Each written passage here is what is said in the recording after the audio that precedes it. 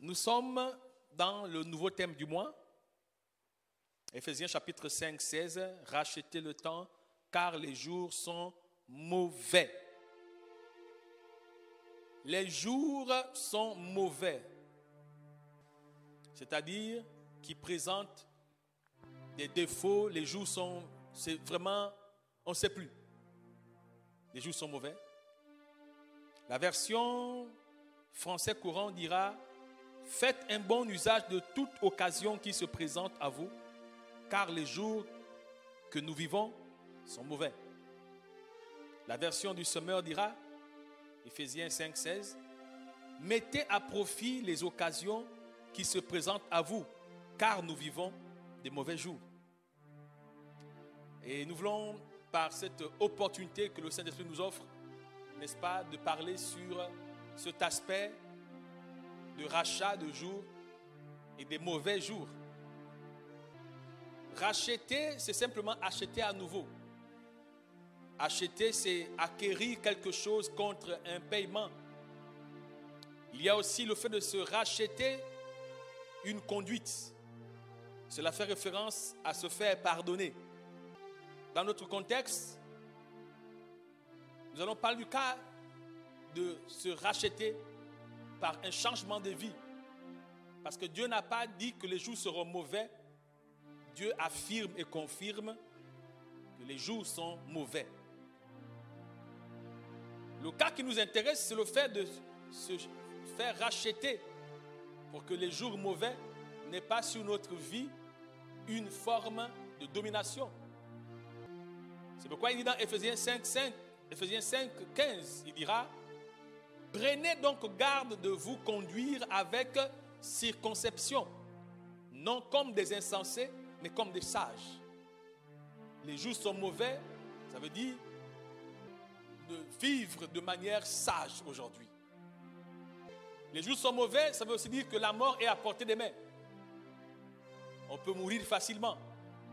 Les jours, il ne dit pas les jours sont difficiles, il dit les jours sont mauvais dans ce cas. Les jours sont mauvais.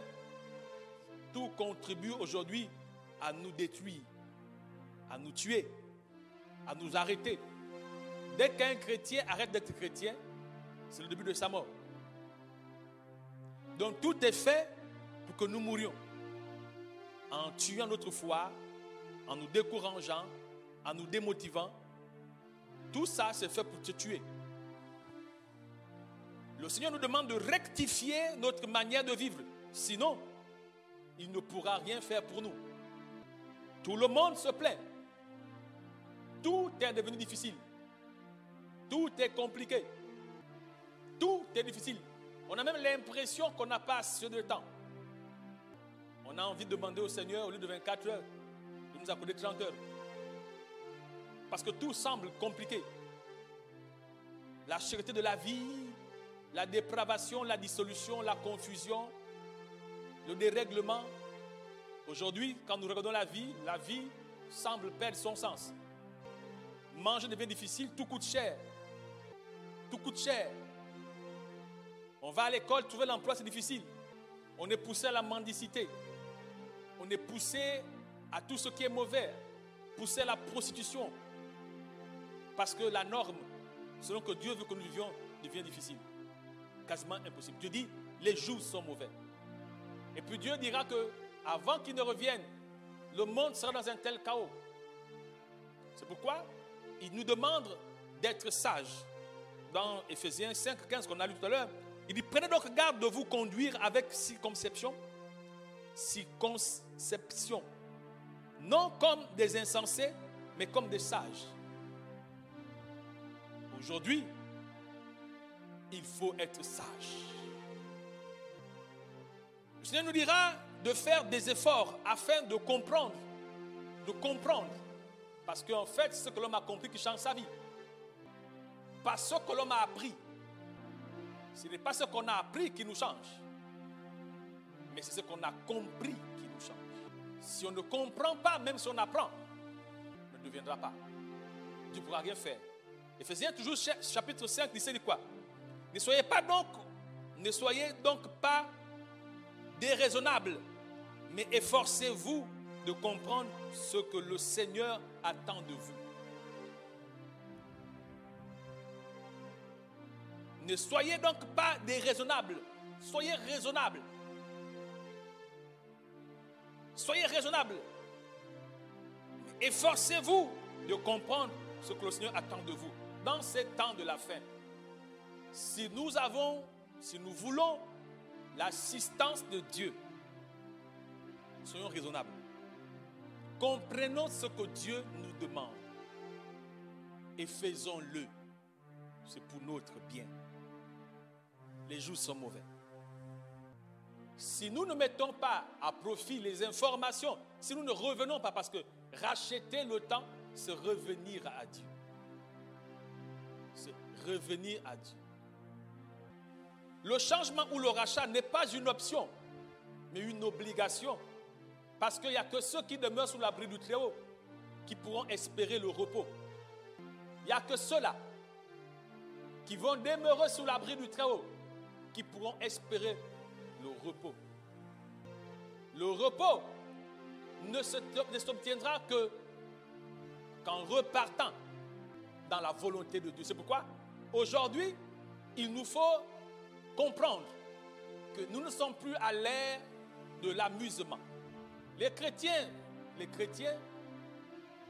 nous ne sommes plus à l'ère de plaisanterie. Les exigences, le temps d'aujourd'hui nous soumet à un retour au standard de Dieu. Les temps sont mauvais. Il faut repartir à la source. Repartons. Il faut aujourd'hui se réapproprier les exigences de la prière, du jeûne, de l'obéissance, de la crainte de Dieu, de la soumission. Il faut se réapproprier ces choses. Sinon, Dieu ne pourra rien faire. Il ne pourra rien faire. Il faut se réapproprier ces principes. Sinon, Dieu ne pourra rien faire.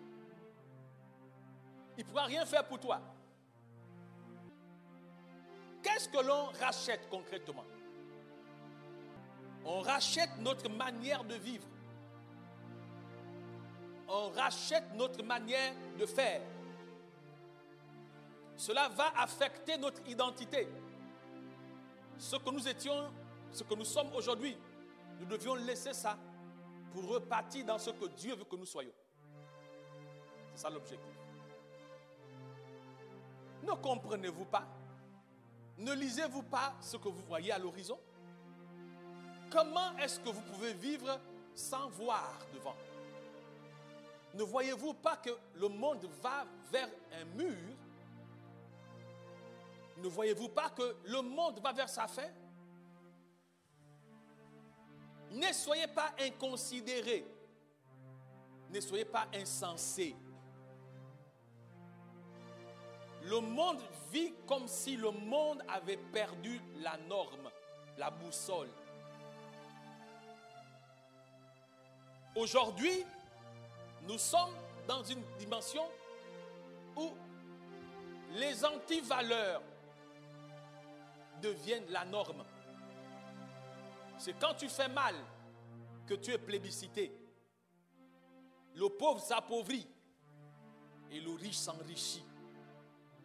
L'injustice grandit, la justice disparaît.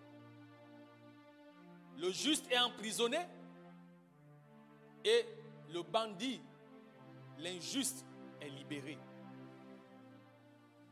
Le monde est sous une atmosphère incontrôlable.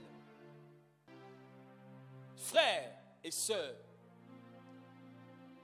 nous ne sommes plus à l'ère du tomber-tomber. Il faut penser, réfléchir, méditer. Nous sommes à l'ère où le chrétien doit se positionner. Nous sommes à l'ère où le chrétien doit se reconditionner.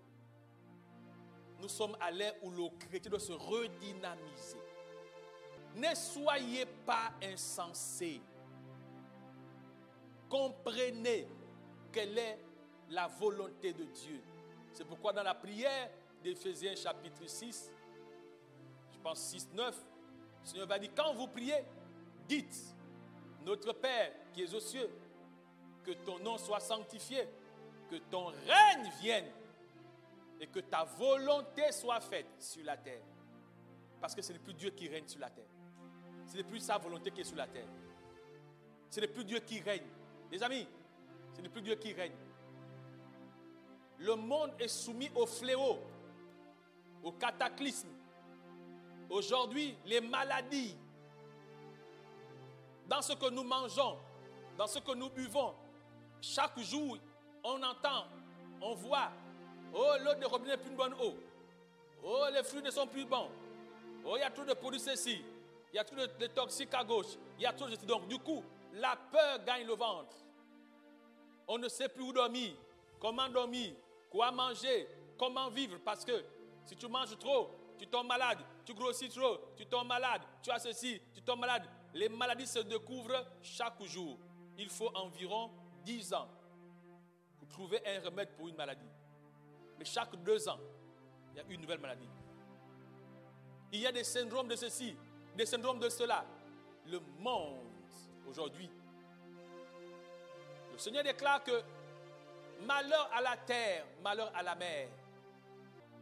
Le diable est descendu, animé d'une colère ardente.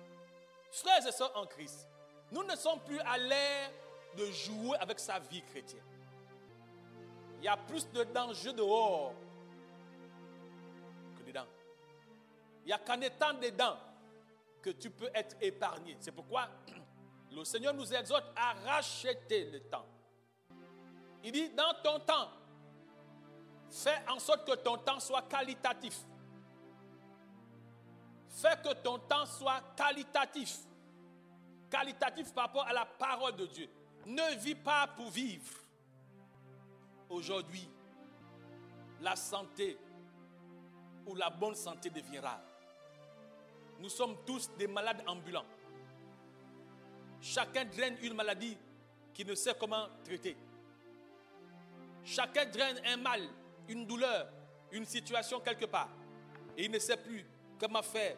Quand il regarde sa poche, il n'a pas les moyens. Ça devient compliqué. Retournons au Seigneur. Rachetons notre conduite. Rectifions notre mode de vie. Et repartons sur le standard de Dieu. Si le Seigneur revient aujourd'hui, au moins tu es sûr que tu seras sauvé. Si tu repartais, au moins tu es sûr que tu repars dans sa volonté. C'est de ça dont nous voulons parler ce mois-ci. C'est bien de tout vouloir, mais dans toutes ces choses, connais l'essentiel et le plus important. Qu'est-ce que nous rachetons? Nous rachetons notre mentalité. Le rachat consiste à un changement inconditionnel, indiscutable de notre vie. Un changement total. Racheter, se changer de vie. Repartir à la norme. Alors moi je me dis, Seigneur, est-ce que j'étais obligé de venir à ce siècle présent? Parce que ce siècle présent est un siècle mauvais. C'est le siècle le plus difficile. Là où on peut commencer quelque chose de Dieu, mais où on n'est pas sûr de rester dans ce qu'on a commencé. Car tout est fait pour que ton engagement soit abandonné. Tout est fait pour que ton zèle soit tué.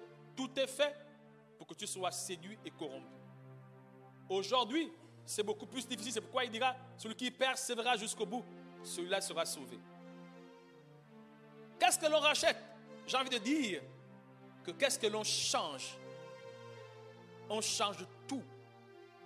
Notre manière de penser, notre manière d'agir, notre manière de faire, notre manière d'être, notre manière de dire. On change tout. Tu dois travailler sur un retour au standard de Dieu. On change tout. Notre mindset, notre manière de penser, notre manière de faire, notre manière d'être, notre manière d'agir à tous les niveaux et dans tous les domaines. Et ce changement va te coûter cher parce que par ce changement, tu vas perdre des gens qui t'aiment dans la version négative que nous sommes.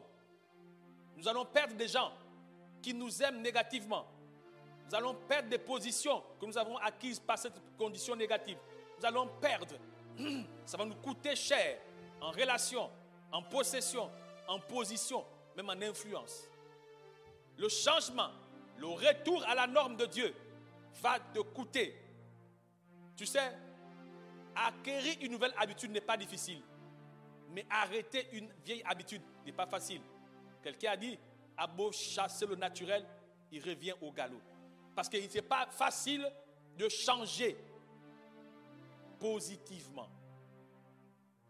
C'est pourquoi ce sera un combat pour toi. Ça va te coûter.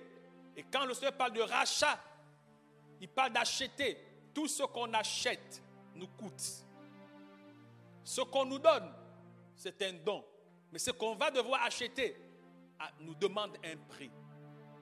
Donc Dieu parle de racheter. Ça sous-entend de payer. Et tout ce qu'on paye nous coûte. Le retour à la norme de Christ n'est pas une option pour nous chrétiens. Et Éphésiens, c'est dans notre dispensation, dans les épîtres que ça nous concerne. Nous sommes une génération plus en danger, car Dieu dit que cette génération est une génération perverse et corrompue. C'est une génération falsifiée et falsifiable. Nous sommes une génération perdue. Je me pose la question, à quoi vont ressembler nos petits-enfants? À quoi va ressembler 2030? Même quand je suis TikTok parce que je trouve beaucoup de désolation dedans. C'est un réseau social où il y a, comme on dit, plus de dépravation, où la nudité est normalisée, où la corruption des mœurs est normalisée, où les femmes n'ont plus honte, les jeunes filles n'ont plus honte. Mais qui peut censurer ça? Ça fait partie de la norme de la fin. Aujourd'hui, TikTok, je ne veux pas trop Instagram, je ne connais pas trop bien, mais TikTok, c'est vraiment TikTok. Ça rend les gens toc-toc. Et les gens deviennent vraiment toc-toc. Parce que c'est un environnement où on peut se dénuder. On en sous-vêtements, on se filme. On filme ses formes et toutes ces choses. Quand j'y vais, c'est avec beaucoup de désolation. Je dis, c'est pas possible. Pas possible. Racheter, changer de vie, les frères. Revenez à la prière. Revenez à la prière. Sinon, vous raterez votre éternité. Je vous dis. Ça, c'est clair.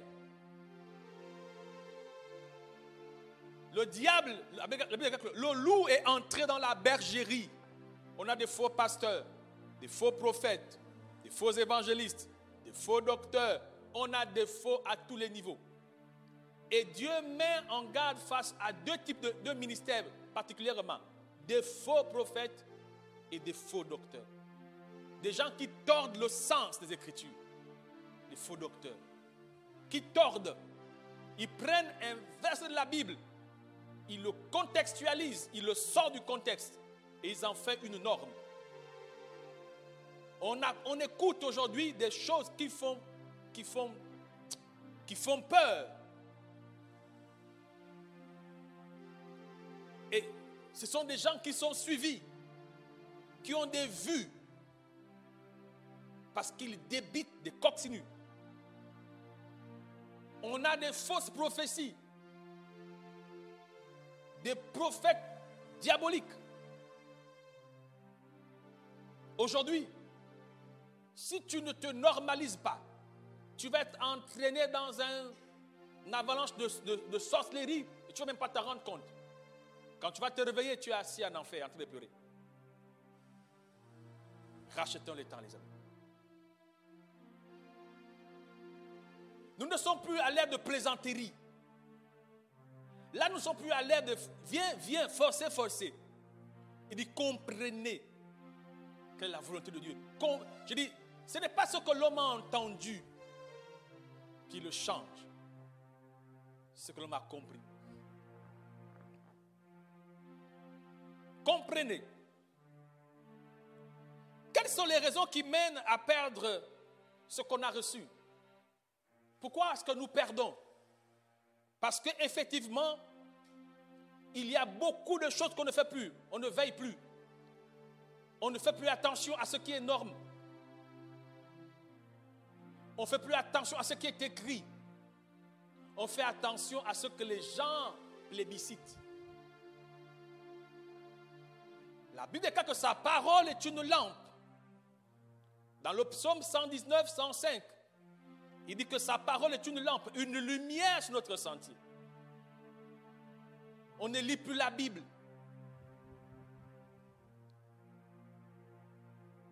On vit selon les réseaux. Avoir un téléphone Android ressemble à avoir une Kalachnikov entre ses mains. Parce que les gens sont tués. On passe plus de temps dans les réseaux que dans la parole de Dieu. Et même quand on va dans les réseaux, il y a des prédications édifiantes qu'on ne suit pas. Vous allez voir que ce sont ceux qui présentent des bêtises qui ont des vues. Donc les gens prennent plaisir au contenu bizarre.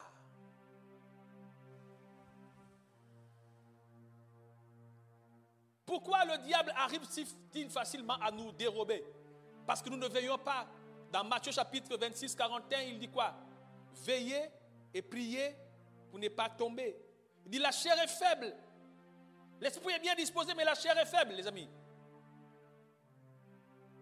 La chair est faible. Mais l'esprit est bien disposé. Il dit dans Galates chapitre 5, il dit marchez par l'esprit, vous n'accomplirez pas les désirs de la chair. Les amis, frères et sœurs en Christ Jésus, aujourd'hui, c'est sérieux. De moins en moins, les gens iront dans les bonnes églises. De plus en plus, les gens iront dans les mauvaises églises. Parce que large et spacieuse le chemin qui conduit à la perdition. Resserrez le chemin qui conduit au ciel. On se pose des questions aujourd'hui quelquefois, mais pourquoi les églises ne se remplissent-elles pas? Les églises qui prêchent Jésus ne sont plus très remplies ou remplies. Parce que, évidemment, le chemin qui conduit à la perdition est large. Toi qui écoutes, reconstruis-toi. Rééduque-toi pour ton propre bien. Pourquoi nous perdons facilement? Parce que nous avons un problème de profondeur. Nous ne grandissons pas à l'église. Les chrétiens ne grandissent pas. Parce que pour grandir, on ne grandit pas par imposition de main. On grandit par consommation de la parole. L'homme ne vient pas seulement de pain. Je suis dans Luc chapitre 4, 4. Mais de toute parole qui sort de la bouche de Dieu. Les gens se nourrissent de pain, mais moins de la parole. C'est l'une des raisons pour lesquelles nous sommes emportés, ballottés à tout vent de doctrine. Le manque de profondeur, le manque de racines. Dans Marc chapitre 4, 7, 17, il dit: mais ils n'ont pas de racines en eux-mêmes. Ils manquent de persistance. Dès que survient une tribulation ou une persécution à cause de la parole, il s'y trouve une occasion de chute. De moins en moins, les gens tiennent. Dès qu'on la secoue un peu, ah moi, boum, il tombe. Ah moi, frère, tout ce que tu fais, tu le fais pour toi. Tout ce que tu ne fais pas, tu le fais contre toi. Nous sommes à l'église. À l'église, c'est chacun pour soi. Bon Dieu pour tous. Mon frère, ma soeur, ne prends pas à la légère la parole de Dieu. Jean chapitre 1, au verset 1 déclare, au commencement était la parole était avec Dieu et la parole était Dieu. La parole là, c'est Dieu lui-même qui te parle. Je lis la Bible, alors que je lis les Écritures, c'est Dieu qui te parle. Le manque de profondeur est l'une des raisons pour laquelle nous perdons ce que Dieu nous a donné.